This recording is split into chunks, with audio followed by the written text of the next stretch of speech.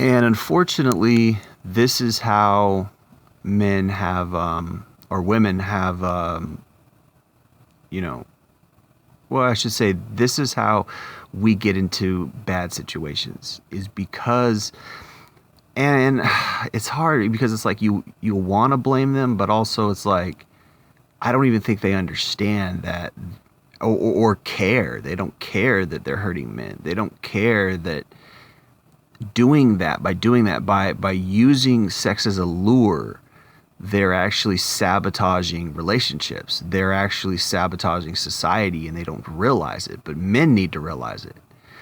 When you are lured into a relationship through sex, that's not a good relationship, because if all you wanted was sex and she's using it to get you and trap you into a relationship, then you're getting into a bad situation. But this is what goes on, and it's almost like nature. And I've heard guys argue in favor of that.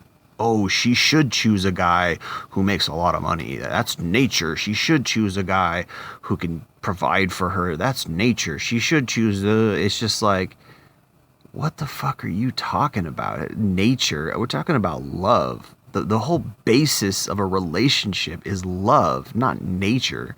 You're boiling something that's supposed to be special and sacred and beautiful down into a exchange of resources for intimacy. That's sick. But that's what's going on, and that's what these guys are doing, and that's what these women are doing. It's like, you don't have to do that. You know, there are guys who want love. Not every guy just wants to fuck you. There's guys who want love, but they don't get it. They turn themselves into a commodity. Instead of looking for love, they're looking for an eligible bachelor. We have this word in society called eligible. There's this term called eligible bachelor.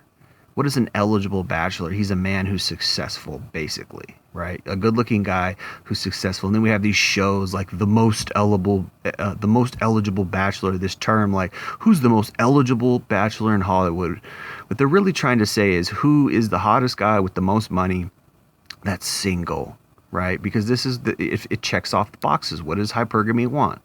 Hypergamy wants a hot-looking guy who's got money and status, right? The best that she can get. So the most eligible bachelor is that guy. What does that have to do with love? Nothing. This is why divorce is at 60+%. This is why nobody in Hollywood can stay married. This is why Hollywood divorce is a common term. Because money is not love.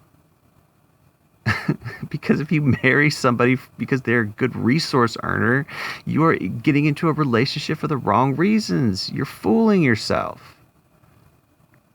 Okay, if she's selling sex, then she's working on that, and she's not working on having a good character. She's not working on being a good mother. She's not working on how to love and treat a man right. She's just working on how to be sexy. This is why makeup and eyeliner and all this bullshit that they put on their face is so popular, because it's a trick. They're using it to make themselves more beautiful, and they're playing on men's urges. They're using biology to play into their scheme. They're scheming with biology, and that's sick when you think about it. But that's what hypergamy is, and that's what relationships are.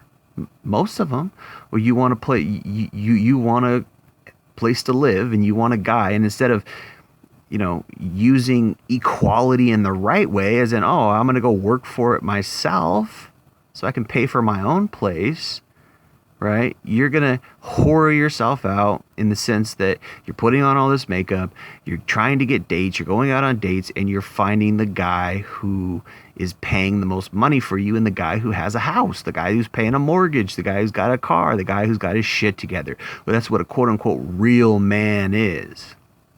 And that's why divorce is at 60+%, because the basis, the essential foundation of a real quality relationship, a relationship that works, is love.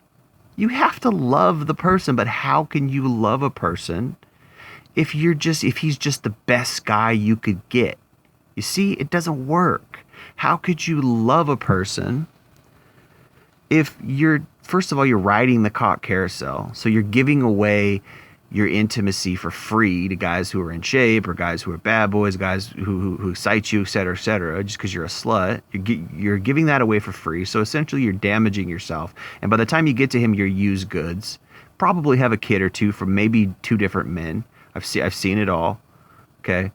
And so he's got to raise some baggage and raise some bastard kids. And this is what you're putting on him by the time you get to him, because you have no self-control, because you didn't go out and actually look for love. You went out and looked for excitement, and you chased bad boy number 1 through bad boy number 45 or 48 or however many, whatever your lay count is. So by the time you get to the guy who actually doesn't just want you for pussy, you're used up, dried up old cum rag. And then he's supposed to accept you for who you are because you're beautiful, because you're a woman, because feminism told you so. I mean, this is the nonsense that we're living in today. This is the nonsense that we are navigating through in 2020. And we've been navigating it through for the last 20 years. This has been the reality of our modern existence for easily 20, 30 years. This is what women have been doing. In addition to manipulating us through the court system, in addition to lying and cheating on us and breaking our hearts and doing all this bullshit. And what does she have to offer? All of this for a used pussy with many miles on it. And she's not going to tell you how many miles are on it. Oh, she'll tell you she's been with maybe 5 guys. Oh, she'll tell you maybe she's had 5 boyfriends in her life. You could go ahead and multiply that by 20. By the time she's 25, she's probably got a lay count at least 50. I'd say 50 to 100 is the average. And girls will say 3. Girls would tell you 5. Girls would tell you, oh, I've been with like 3 guys. No. If she's decent looking, by the time she's 25, her lay count is probably 50 to 60, I'd say. Maybe more. Some girls go off to college and they sleep with the whole college. So, no, dear, it's not 3. No, dear, it's not 5. Okay, sorry. We're not stupid anymore. We're not naive. And this is why relationships don't work. This is why guys get into these relationships, because, we're trying to get our dick wet, and we're not choosing for the right reasons. We're not choosing women for the right reasons. We're not looking for character.